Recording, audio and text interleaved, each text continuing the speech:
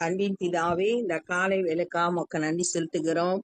ஆண்டவரே, எல்லா கனத்துக்கும் மகிமைக்கும் துதிக்கும் ஸ்தோத்திரங்களுக்கும் நீர் ஒருவரே பாத்திர. நீர் எங்களை காண்கிற தேவன். உம்மை நன்றியோடு துதிக்கிறோம், ஸ்தோத்தரிக்கிறோம். எங்களை பலப்படுத்துகிற கிறிஸ்துவே உம்மை ஸ்தோத்தரிக்கிறோம். ஆண்டவரே, உன்னுடைய பலவீனத்துல என்னுடைய பலன் பூரணமாய் விளங்கும் என்று சொன்னீர். ஆண்டவரே, இந்த காலை வேளையில உம்முடைய பலத்தால் இடை கட்டுங்க. இந்த நாளின் வேத தியானத்தை எங்களுக்கு ஆசீர்வதித்து தாங்க. நேசிக்கிற இயேசு கிறிஸ்துவின் இனிய நாமத்தில் கேட்கிறோம் பிதாவே, ஆமென். 1 ராஜாக்கள் 14வது அதிகாரம் 17வது வசனம். அப்பொழுது யெரொபெயாமின் மனைவி எழுந்து புறப்பட்டு திர்சாவுக்கு வந்தாள். அவள் வாசல் படியிலே வருகையில் பிள்ளையாண்டான் செத்து போனான். யெரொபெயாம் தன்னுடைய மனைவிய அகியான்ற தீர்க்கதரிசிட்ட அனுப்பி தன்னுடைய வியாதிப்பட்டிருக்கிற மகனுக்கு என்ன நடக்கும் அப்படின்றத விசாரிக்க சொல்லி அனுப்பியிருந்தான். அவ போயிட்டு திரும்பி வரும்போது வாசற்படியில் வருகையில் பிள்ளையாண்டான் செத்து போனான் அப்படின்னு சொல்லிட்டு இது தீர்க்க தரிசனமா இதே அதிகாரத்துல 12வது வசனத்துல அந்த தீர்க்கதரிசி சொன்னது அப்படியே நிறைவேறுது. கர்த்தர் தீர்க்கதரிசியாகிய அகியா என்னும் தமது ஊழியக்காரனை கொண்டு சொன்ன வார்த்தையின்படி அவர்கள் அவனை அடக்கம் பண்ணி இஸ்ரவேலில் எல்லாரும் அவனுக்காக துக்கம் கொண்டாடினார்கள். 13வது வசனத்துல சொல்லப்பட்டபடி கர்த்தர் என்ன சொன்னாரோ சொன்ன வார்த்தை அப்படியே நிறைவேறுகிறது. யெரொபெயாம் யுத்தம் பண்ணினதும் ஆண்டதுமான அவனுடைய மற்ற வர்த்தமானங்கள் இஸ்ரவேல் ராஜாக்களின் நாளாகம புஸ்தகத்தில் எழுதியிருக்கிறது. ராஜாக்களோட நடவடிக்கைகள் என்ன செஞ்சாங்க, எப்படி அரசாட்சி செய்தாங்க, அவங்களோட காலங்கள் எல்லாம் நாளாகம புஸ்தகத்துல எழுதியிருக்கோம். அதுல மீதமுள்ள காரியங்கள்லாம் அதுல எழுதப்பட்டிருக்கிறது. யெரொபெயாம் ராஜபாரம் பண்ணின காலம் 22 வருஷம். ராஜாவா ஆட்சி செய்தது 22 வருஷம். அவன் தன் பிதாக்களோடு நித்திரை அடைந்த பின் அவன் குமாரனாகிய நாதாப் அவன் ஸ்தானத்தில் ராஜாவானான். யெரொபெயாமுக்கு அடுத்து அவன் மகன் ராஜாவானான். சாலமோனின் குமாரனாகிய ரெஹொபெயாம். இது யெரொபெயாம் 10 கோத்திரம், இஸ்ரவேல்ல 10 கோத்திரம். அவங்க வடக்கு பகுதியில ஆட்சி செய்து வந்தாங்க. தெற்கு பகுதிய சாலமோனுடைய குமாரனாகிய ரெஹொபெயாம் ஆட்சி செய்தான். அவனுக்கு யூதாவும் பென்யமின் கோத்திரமும் அவனுக்கு கீழே இருந்துச்சு. யூதாவிலே ராஜபாரம் பண்ணினான். யெரொபெயாம் ராஜாவாகிற போது 41 வயதாயிருந்து கர்த்தர் தம்முடைய நாமம் விளங்கும்படி இஸ்ரவேல் கோத்திரங்கள் எல்லாம் தெரிந்து கொண்ட நகரமாகிய எருசலேமில் 17 வருஷம் ராஜபாரம் பண்ணினார். 17 வருஷம் ராஜாவா யூதா தேசத்துல ஆட்சி செய்து வந்தான் சாலமோன். அம்மோன் ஜாதியான அவனுடைய தாயின் பெயர் நாமால். நாமால்ன்றது அம்மோன் ஜாதி. அம்மோன் ஜாதி யாரு அப்படின்னா ஆதியாகமம் 19வது அதிகாரம் 38வது வசனத்துல லோத்தோட சந்ததி, லோத்தோட பிள்ளைகள் மூலம் பிறந்ததுதான் இந்த மோவாபியரும் அம்மோன் புத்திரரும். இந்த அம்மோன் புத்திரர் ஆண்டவர் அறிவிருக்கிற ஜாதி. அந்த ஜாதியில புறஜாதியில இருந்து சாலமோன் அநேக பெண்களை திருமணம் செய்தான். அதுல ஒருத்தி தான் நாமால். யூதா ஜனங்கள், இப்ப இஸ்ரவேல் ஜனங்கள் ஏற்கனவே கன்று குட்டியை வணங்கி ஆண்டவருக்கு விரோதமா பாவம் செய்தார்கள் பார்த்தோம். இப்ப யூதா ஜனங்கள் எப்படி இருக்காங்க அப்படின்னு பார்த்தோம்னா, கர்த்தரின் பார்வைக்கு பொல்லாப்பானதை செய்து தாங்கள் செய்து வருகிற தங்களுடைய பாவங்களினால் தங்கள் பிதாக்கள் செய்த எல்லாவற்றை பார்க்கிலும் அவருக்கு அதிக எரிச்சலை மூட்டினார்கள். யூதா ஜனங்களும் கர்த்தருக்கு விரோதமா பாவம் செய்து ஆண்டவருக்கு எரிச்சல் மூட்டினாங்க. ராஜா எப்படி இருக்கானோ அது மாதிரிதான் ஜனங்கள் இருப்பாங்க. சாலமோனே ஆண்டவரை விட்டு வழி விலகி போயிட்டான். அதுக்கப்புறம் அவனோட பிள்ளைகளும் கர்த்தருக்கு பிரியமா நடக்கல. அதனால யூதா ஜனங்கள் ஆண்டவருக்கு அதிக எரிச்சல் மூட்டினார்கள். அவர்களும் அவர்களும் அப்படின்னு சொல்றப்ப யூதா ஜனங்களும் ஏற்கனவே இஸ்ரவேலரும் ஆண்டவருக்கு விரோதமா பாவம் செஞ்சாங்க. இப்ப இவங்களும் உயர்ந்த சகல மேட்டின் மேலும் பச்சையான சகல மரத்தின் கீழும், உயரமான மேட்டின் மேல பச்சையான மரத்துக்கு கீழே 2 இடங்களை அவங்க தெரிந்தெடுத்திருக்காங்க. மேடைகளையும் சிலைகளையும் தோப்பு விக்கிரகங்களையும் தங்களுக்கு உண்டாக்கினார்கள். அந்நிய தெய்வங்களை வழிபடுறதுக்கு சிலைகள், தோப்பு விக்கிரகங்கள், மேடைகள் இதெல்லாம் அமைத்தாங்க. ஆண்டவருக்கு விரோதமா செயல்பட்டாங்க. தேசத்திலே லட்சியான புணர்ச்சிக்காரரும் இருந்தார்கள். எங்க விக்கிரகங்கள் இருக்கோ அங்க வந்து ஆஹ் வேசித்தனமும் காணப்படுகிறத நம்ம பல இடங்கள்ல பார்க்கலாம். இப்ப வந்து லட்சையான புணர்ச்சிக்காரர்கள் தேசத்தில் இருந்தார்கள். உபாகமம் 23வது அதிகாரம் 17வது வசனத்துல இஸ்ரவேல் மக்களுக்கு ஆண்டவர் நியாயப்பிரமாணம் கொடுக்கும்போது, இஸ்ரவேலின் குமாரத்திகளில் ஒருத்தியும் வேசியாய் இருக்கக்கூடாது, இஸ்ரவேலின் குமாரரில் ஒருவரும் ஆண் புணர்ச்சிக்காரனாய் இருக்கக்கூடாது அப்படின்னு சொல்லிட்டு ஆண்டவர் சொல்லியிருக்காரு. இங்க அவங்க லட்சியான புணர்ச்சிக்காரராய் இருந்தார்கள். கர்த்தர் இஸ்ரவேல் புத்திரருக்கு முன்பாக துரத்திவிட்ட ஜாதிகளுடைய அருவருப்புகளின் படியெல்லாம் செய்தார்கள். இஸ்ரவேல் மக்களுக்கு முன்பாக 7 ஜாதியை துரத்தி விட்டுதான் ஆண்டவர் அந்த தேசத்தை இஸ்ரவேல் மக்களுக்கு கொடுத்தாங்க. அந்த ஜனங்கள்கிட்ட, புறஜாதி ஜனங்கள்கிட்ட காணப்பட்ட அருவருப்பான காரியங்கள் எல்லாம் இப்ப இஸ்ரவேல் மக்கள் இடத்துல காணப்பட்டுச்சு. ஏன்னா இவங்க அவங்களோடு ஒன்னா கலந்துட்டாங்க. திருமணம் செய்யறது அப்படி எல்லாம் பண்ணதுனால அந்த அருவருப்பு எல்லாம் இவங்களுக்குள்ள வந்துருச்சு. ரெகொபெயாம் ராஜபாரம் பண்ணும் 5ஆம் வருஷத்திலே எகிப்து ராஜாவாகிய ஷீஷாக் எருசலேமுக்கு விரோதமாக வந்து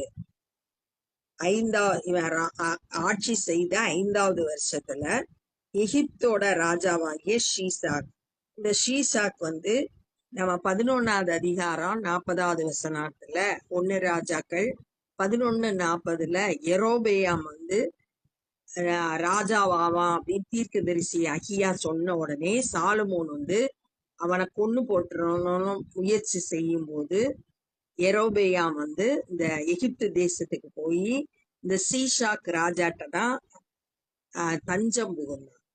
அந்த ராஜா தான் இப்ப என்ன செய்யறான், யூதா தேசத்துக்கு விரோதமா வந்து எருசலேமுக்கு விரோதமாக வந்து, எருசலேம் வந்து யூதா தேசத்தோட தலைநகரம், அந்த தேசத்தை விரோதமா வந்து கர்த்தருடைய ஆலயத்தின் பொக்கிஷங்களையும், சாலமோன் கட்டின கர்த்தருடைய ஆலயத்துல இருக்கிற எல்லா பொக்கிஷங்களையும், ராஜாவினுடைய அரண்மனையின் பொக்கிஷங்களையும், சாலமோன் வந்து ஆலயமும் கட்டினா அரண்மனையும் கட்டினா, அரண்மனையில இருக்கிற பொக்கிஷங்களையும் சாலமோன் செய்வித்த பொன் பரிசைகள் ஆகிய சகலத்தையும் எடுத்துக்கொண்டு போய்விட்டான்.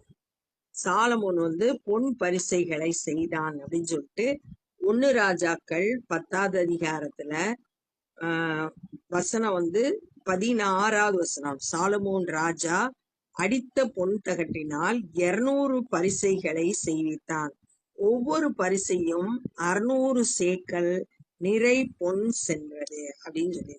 அப்ப 200 பரிசைகள் 600 சேக்கல் பொண்ணுனால செய்யப்பட்ட அந்த பரிசைகள் எல்லாத்தையும் அவன் எடுத்துட்டு போயிட்டான் எகிப்தின் ராஜா.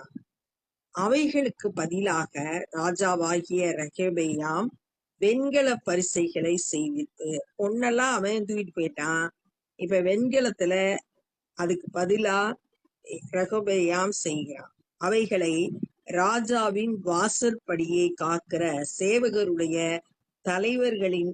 தலைவரின் கையில் ஒப்புவித்தான். வெண்கலத்துல பரிசை செய்து வாசல்ல காவல் காக்குற சேவகரோட தலைவரோட கையில பொறுப்பா ஒப்பு கொடுக்கிறான். ராஜா கர்த்தருடைய ஆலயத்துக்குள் பிரவேசிக்கும் போது, எப்பெல்லாம் ரெகொபெயாம் ஆலயத்துக்குள்ள வர்றானோ, வரும்போது அரண்மனை சேவகர் அவைகளை பிடித்து கொண்டு போய் திரும்ப தங்கள் அறையிலே வைப்பார்கள். ராஜா வர்றப்ப மட்டும் அந்த வெண்கல பரிசையை கொண்டு வந்து புடிச்சுட்டு வருவாங்க. அப்புறம் திரும்ப அவங்களோட ரூம்ல கொண்டு போய் பத்திரமா வச்சிருவாங்க இந்த வெண்கல பரிசையை. ரெகொபெயாமின் மற்ற வர்த்தமானங்களும் அவன் செய்தவை யாவும் யூதாவின் ராஜாக்களின் நாளாகம புத்தகத்தில் அல்லவோ எழுதியிருக்கிறது. 19வது வசனத்துல வந்து இஸ்ரவேல் ராஜாக்களோட புத்தகத்துல, நாளாகம புத்தகத்துல யெரொபெயாம் பத்தி எழுதியிருக்கு அப்படின்னு பார்த்தோம். இப்ப வந்து யூதாவுடைய ராஜாக்களின் நாளாகம புத்தகத்துல ரெகொபெயாம பற்றி அவனுடைய காரியங்கள் எல்லாம் எழுதப்பட்டிருக்கு.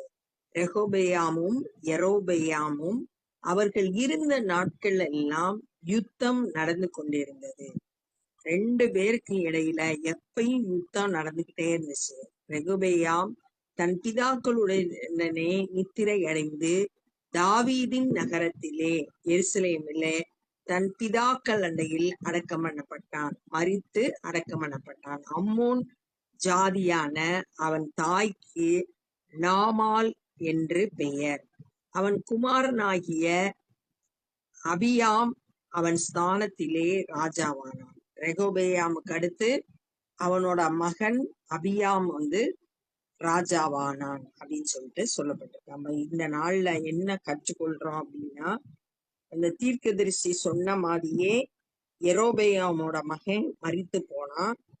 மரித்து போனோடனே அவன் தீர்க்கதரிசி சொன்ன மாதிரியே இஸ்ரவேல் மக்கள் அவனுக்காக துக்கம் கொண்டாடினாங்க, அடக்கம் பண்ணாங்க அப்படின்னு பார்த்தோம். யெரொபெயாம் வந்து 22 வருஷம் ஆட்சி செய்து வந்தான். அதுக்கு அடுத்து ரெகொபெயாம பத்தி என்ன சொல்லப்பட்டிருக்குன்னா, 17 வருஷம் எருசலேம தலைமையா வச்சு ஆட்சி செய்து வந்தான். அவன் நாட்கள்ல யூதா ஜனங்கள் பாவம் செஞ்சாங்க, ஆண்டவருக்கு எரிச்சல் மூட்டினாங்க. உயர்ந்த மேடைகள்லயும் பச்சையான மரத்துக்கு கீழையும் சிலைகள், தோப்பு விக்கிரகங்களை உண்டு பண்ணாங்க. விக்கிரக வழிபாடு மாத்திரம் இல்ல, பாவமான இலச்சையான புணர்ச்சிக்காரராகவும் இருந்தாங்க. ஆண்டவர் அருவருப்புற காரியங்கள் எல்லாம் அவங்களிடத்துல காணப்பட்டது. இது வந்து ஆண்டவர் துரத்துன அந்த 7 ஜாதிகள் இடத்துல இருந்து இவங்க கற்றுக்கொண்ட காரியம். யெரொபெயாமோட ஆட்சியோட 5வது வருஷத்துல எகிப்துல இருந்து ஷீசாக்ன்ற ராஜா வந்து ஆலயத்துல இருந்த பொக்கிஷங்கள், அரண்மனையில இருந்த பொக்கிஷங்கள், பொன் பரிசைகள் எல்லாத்தையும் கொண்டு போயிட்டாங்க. ரெகொபெயாம் அதற்கு பதிலாக வெண்கல பரிசையை செய்து அந்த வாசல்ல காவல் காக்கிற சேவகனுடைய கையில, தலைவனுடைய கையில கொடுத்திருந்தான். ராஜா ஆலயத்துக்கு வரும்போது மாத்திரம் அதை பிடிப்பாங்க. மற்ற நேரங்கள்லாம் அந்த பரிசையை கொண்டு போய் ரூம்ல கொண்டு போய் தங்களோட ரூம்ல வச்சுக்கிட்டாங்க.